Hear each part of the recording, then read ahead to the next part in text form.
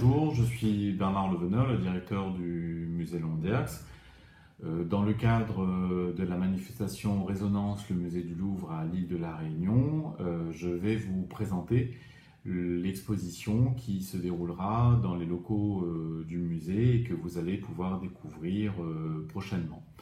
Dans le cadre de cette manifestation, le musée, puisque le principe de chaque exposition, c'est qu'il s'agit de mélanger nos collections avec les collections que nous avons choisies au musée du Louvre.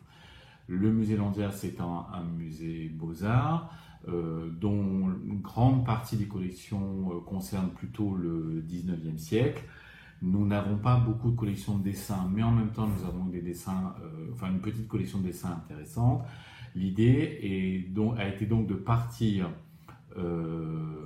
des collections de dessins du musée du Louvre sur la thématique qui a été une grande thématique qui a structuré toute la pensée artistique, en gros, on va dire, depuis la Renaissance jusqu'au 19e siècle, qui est ce qu'on appelle la hiérarchie des genres. Alors, cette hiérarchie des genres, elle est très simple, elle comporte 5 genres en fait. Le premier, c'est ce qu'on appelle le grand genre ou la peinture d'histoire.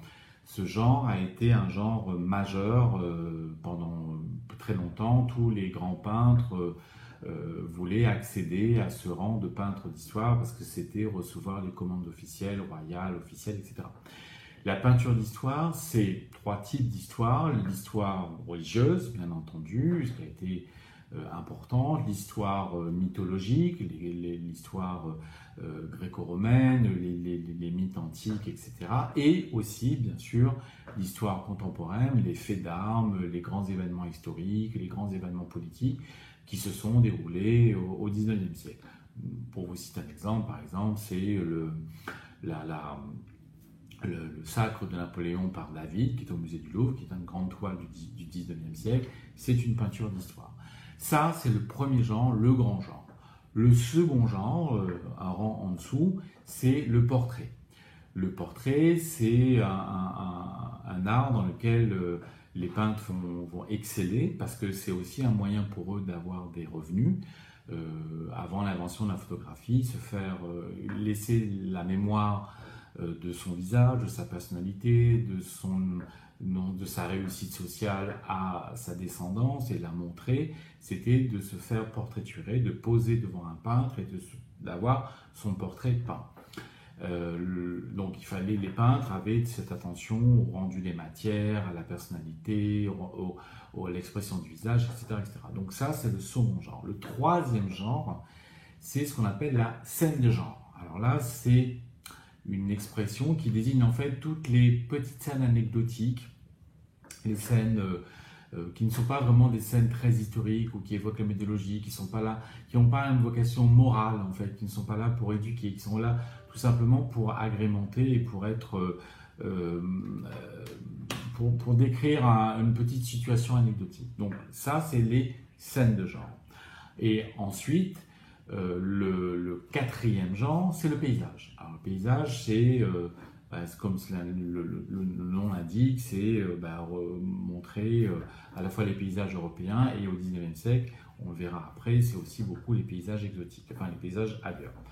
Enfin, le cinquième et dernier genre, c'est la nature morte, c'est-à-dire la représentation d'objets, de gibier, de scènes qui ne comportent pas, en règle générale, de scènes figurées, de scènes avec des personnages. Donc, cette hiérarchie des genres, évoquée très rapidement là, c'est le choix du musée Londiax, c'est ce que nous avons décidé de montrer, de structurer, et la période chronologique que nous avons choisie est celle du 19e siècle, puisque les premières représentations, les premiers dessins que nous avons sélectionnés du musée du Louvre et mélangés aux collections que nous possédons sont des dessins du début du 19e siècle et on va à peu près jusqu'au milieu du 19e siècle.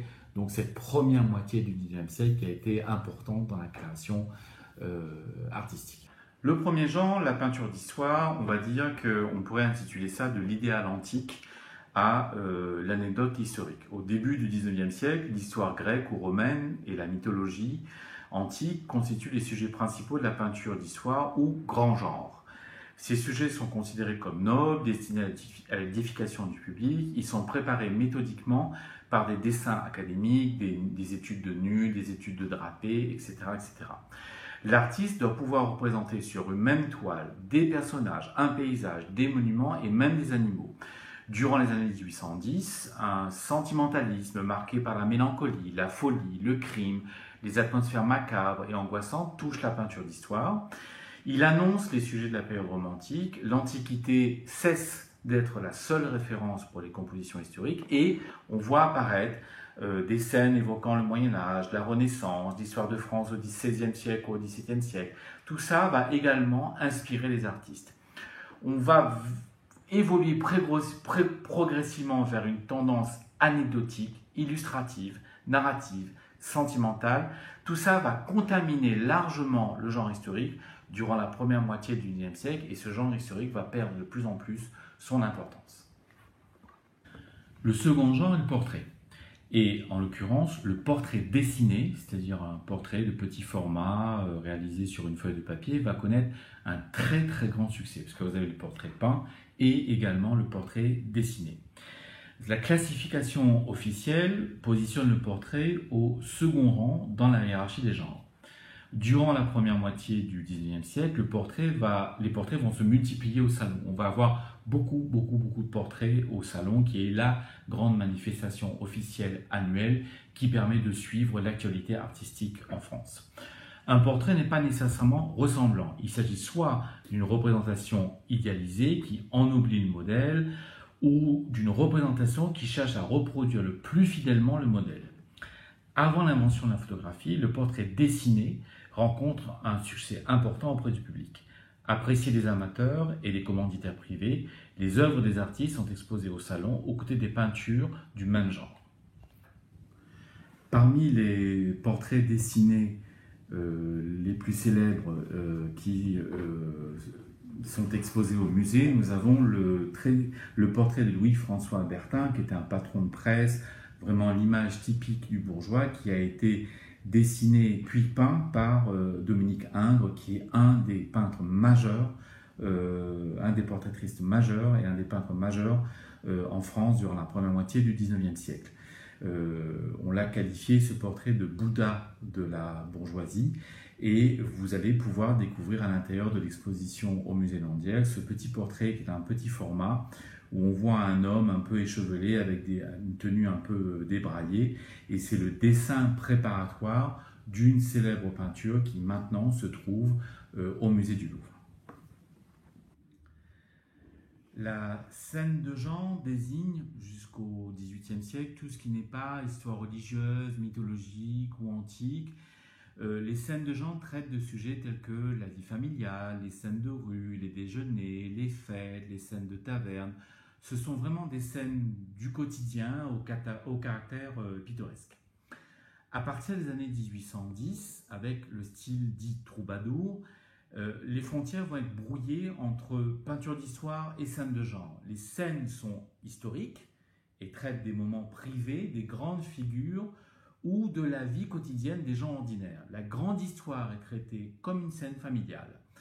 Cette confusion entre les deux genres conduit non seulement au déclin de la peinture d'histoire, mais également à des questionnements dans la définition de la peinture ou du dessin de genre. Par ailleurs, on reconnaît de plus en plus à égale dignité à d'autres sujets comme le paysage. On en vient alors à appeler la peinture de genre toute peinture qui n'est pas dans une des autres classes reconnues. La peinture de genre devient donc paradoxalement celle qui n'a pas de genre défini. Donc le quatrième, le paysage, c'est un genre qui devient majeur au XIXe siècle, enfin durant la première moitié du XXe siècle. Dans la tradition académique, le paysage est l'avant-dernier des genres, bien inférieur à la peinture d'histoire ou au portrait.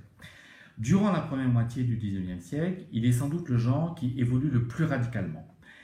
Il est profondément renouvelé par diverses formes de réactions anti-académiques, prônant le réalisme contre l'idéalisme. L'observation directe de la nature contre la répétition stérile et standardisée des maîtres. Par ailleurs, l'Europe au XIXe siècle renforce sa maîtrise politique, économique, culturelle sur le monde. De nombreux artistes y contribuent, associés aux expéditions scientifiques ou aux conquêtes coloniales, rapportant de leurs voyages des cahiers de dessin, des aquarelles ébauchées ou achevées, des peintures rapidement réalisées.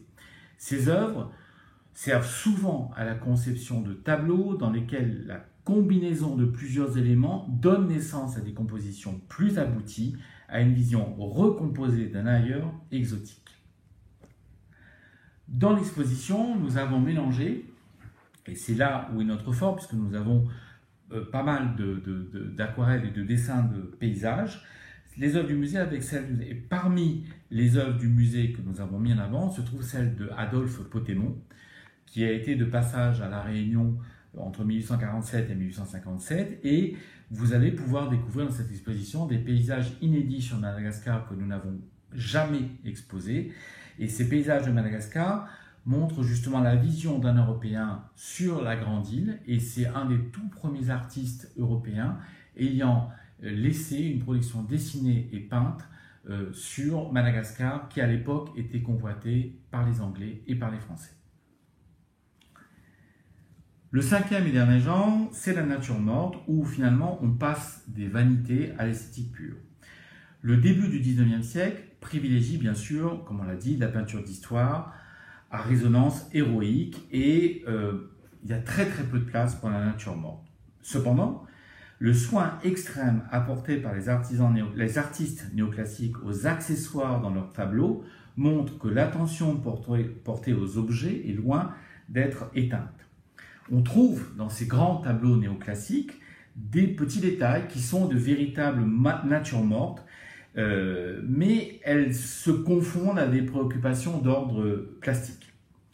Avec l'avènement de la période romantique, surtout à partir du second quart du XIXe siècle, le genre est vraiment peu prisé. Il y a très peu de nature morte. À partir du réalisme, la nature morte devient prétexte à des morceaux opulents ou discrets de peinture pure. En fait, la nature morte, c'est vraiment l'occasion pour les artistes de déployer leur art et de jouer sur les couleurs, sur les matériaux, sur les textures, etc. La médiation sur la fragilité des choses d'ici-bas, qui était celle du XVIIe siècle, des vanités, etc., a totalement disparu, se dérobe derrière une sorte de constat matérialiste de la beauté du réel.